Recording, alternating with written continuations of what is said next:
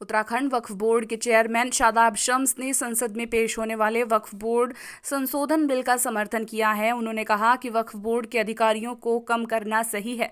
संशोधन विधेयक के तहत वक्फ बोर्ड अधिनियम में बदलाव होगा। इसमें किसी भी जमीन को अपनी प्रॉपर्टी बताकर उस पर कब्जा कर सकने की वक्फ की पावर पर रोक लगेगी। उत्तराखंड वक्फ बोर्ड के चेयरमैन शादाब शम्स ने कहा कि वक्फ बोर्ड को अधिक ताकत दे देने से जनता का ही नुकसान हुआ है। उन्होंने सभी वक्फ बोर्डों की जांच करने की मांग की है। इसके साथ ही शादाब शम्स ने एक बड़ा गंभीर आरोप भी लगाया है कि मिली भगत के चलते वक्फ की जमीनों को भी खुर्द-बुर्द किया जा रहा है। इसकी भी जांच होनी चाहिए। वक्फ बोर्ड में संशोधन विधेयक पेश होने जा रहा है, जिसके लिए मैं देश के यशस्वी प्रधानमंत्री माननीय मोदी जी को, अल्पसंख्यक कल्याण मंत्री किरण रिजिजू जी को और पूर्व जो हमारी केंद्रीय मंत्री रही हैं स्मृति ईरानी जी, क्योंकि उन्होंने लगातार इसके ऊपर चर्चा की, हम लोगों को भी कई बार दिल्ली बुलाया और इसके ऊपर उन्होंने सबकी राय जानी।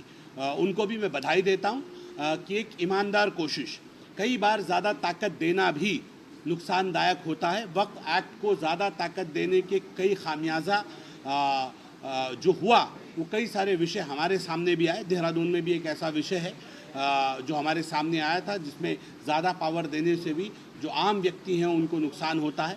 और मुझे लगता है कि जो लोग आज, अभी तक अमेंडमेंट बिल आया नहीं है, विधेयक आया नहीं है, लेकिन ओवैसी साहब और मुस्लिम पर्सनल लॉ बोर्ड अभी से विरोध के लिए खड़ा हो गया है। वो बड़े बड़े विरोध करना शुरू कर दिया है उन्होंने। अब सवाल उठता है कि ये जो ठेकेदार अपने आप को समझ रहे हैं, ये विरोध क्यों कर रहे हैं? ये विरोध इसलिए कर रहे हैं कि इन्होंने वक्फ बोर्ड को तवायफ का कोठा समझ लिया है। वक्फ बोर्ड को जितना जब चाहो तब लूट लो, जब चाहो वक्फ बोर्ड को तब नोच नोच के खा लो, कोई कहने सुनने वाला नहीं है। एग्जाम्पल के तौर पे देहरादून की 200 बीघा ज़मीन जो नैनीताल के रामगढ़ में स्थित है, वहाँ कांग्रेस के वरिष्ठ नेता पूर्व सांसद अकबर अहमद डंपी का कब्जा।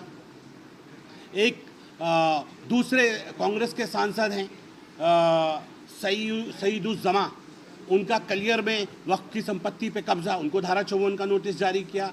डंपी साहब को एक दर्जन से ज़्यादा धाराओं में, जिसमें 420 की धारा भी शामिल है, हमने उनके ऊपर वो धाराएं लगाई। मुस्लिम धर्मगुरु जो अपने आप को सबसे बड़ा चौकीदार समझते हैं वक्फ का, जो सबसे बड़ा आपा पीट रहे हैं इस वक्त, ऐसे कलियर शरीफ में सज्जादे, जो कलियर की हज़ारों सैकड़ों बीघा ज़मीन, जो हज़ारों करोड़ रुपए की संपत्ति है, उसको वक्फ बोर्ड के साथ मिली भगत करके उन्होंने अपने नाम दर्ज करा दिया।